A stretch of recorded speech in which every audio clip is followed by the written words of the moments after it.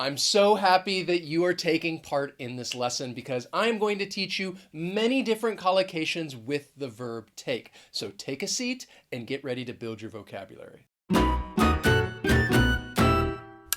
Hey everyone, my name is Wes. This is Interactive English, which is the channel that you want to be watching to practice and improve your English skills. And if you don't believe me, just take a look at all of our video lessons. There is so much for you to learn. And in today's lesson, I am going to teach you 50 different collocations with the verb take. And these are phrases that you can use in everyday English. And if you don't know what collocations are, they are words that are frequently used together. And as I talk and say these collocations, you will see them appear.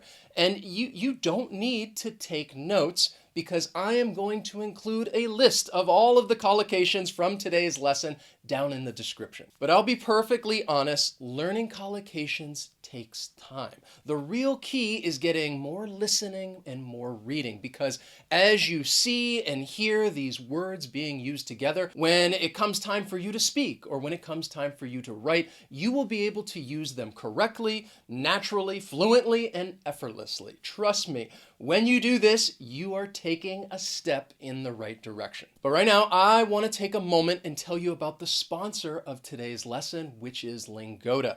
And as I tell you about today's sponsor, I'm going to continue using these collocations with take. So if you don't know about Lingoda, it is an online language school where you can learn English, business English, Spanish, German, or French, and taking online classes with Lingoda is an excellent way to achieve English fluency. Lingoda has a proven teaching method and curriculum. And I know this because I've studied with Lingoda. I took some Spanish lessons and it was a great experience.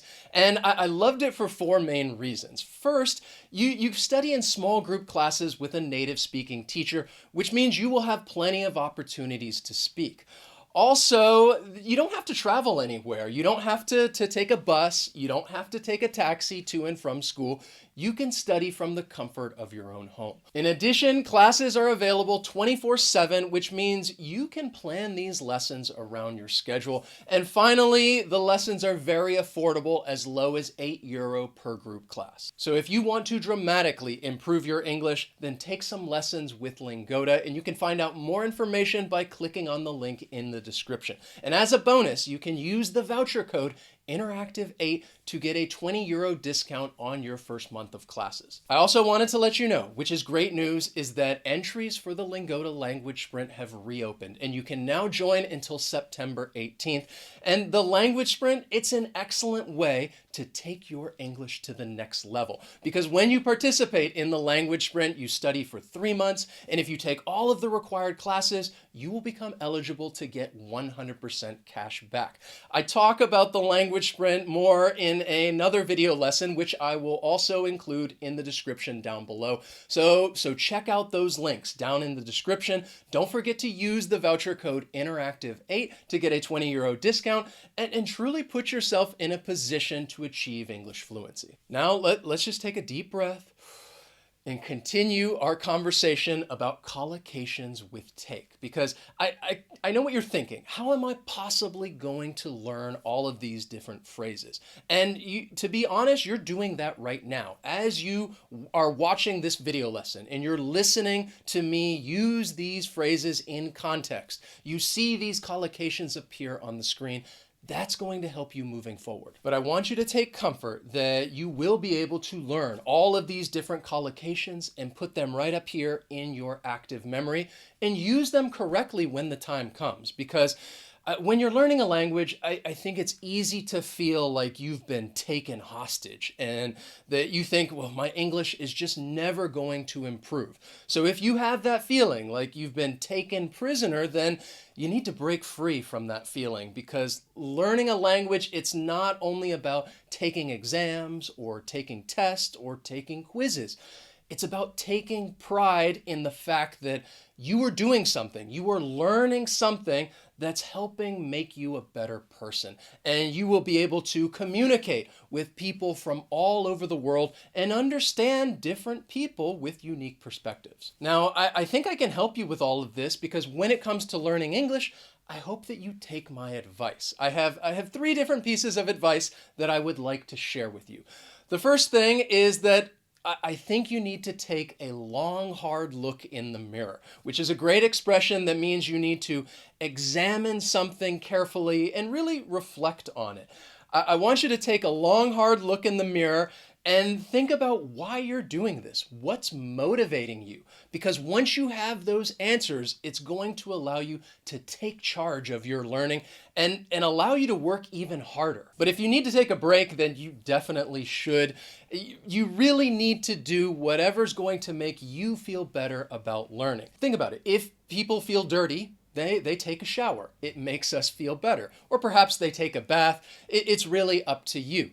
Just take a break if you think it'll help. What I'm trying to say is that it's perfectly fine to take turns focusing on English as well as doing other things that you find rewarding. I just don't want you to burn out, and I certainly don't want you to get sick. But if you do get sick, then maybe you should take some medicine. Just don't take drugs. I would not recommend that. But something that I would recommend is that you find ways to relax and not let anxiety hold you back. And that's my second piece of advice, because learning a language may cause anxiety. For example, you may be afraid to speak and say something because you think it might be wrong, and therefore you don't take a risk.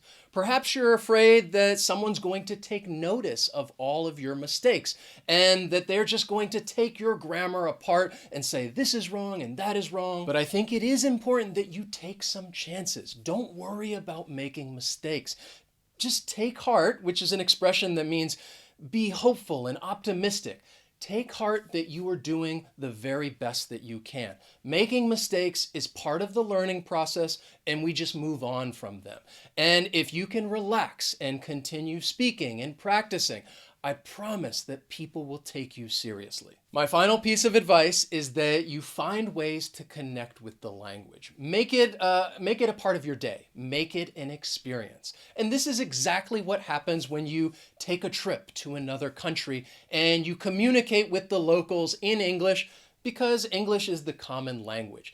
It's an experience, and a memorable one, probably because you're taking pictures, but language can be a part of that experience. So remember that the next time you take some time off from work and you take a vacation to another country.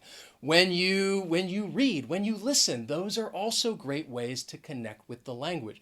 Right now, you are connecting with the language by watching this video and learning these different collocations. The more you connect with the language, the more I'm convinced that English will take your breath away, which is an expression that means you are astonished or amazed by something or someone. The English language has certainly taken my breath away. It's a great expression. It's also a song by the music group Berlin, for those of you who are familiar with the movie Top Gun. I would play you a little bit of the song, but I can't because of copyright, and I don't want anyone to take me to court.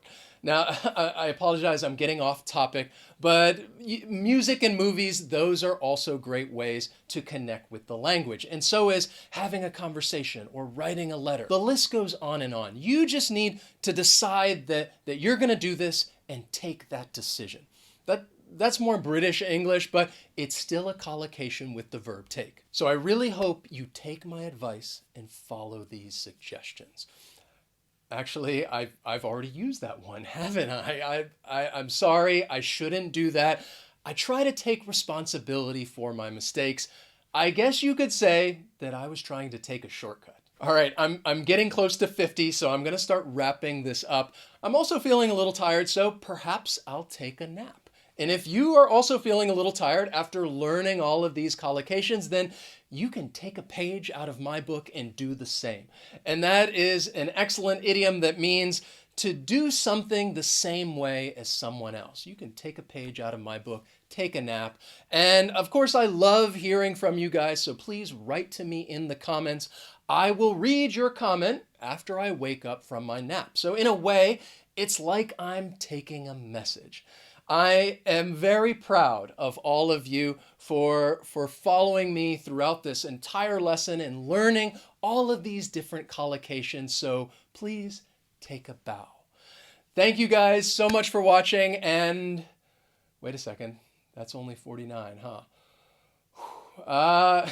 Okay. Thanks for watching. I will see you next time. Take care. So long.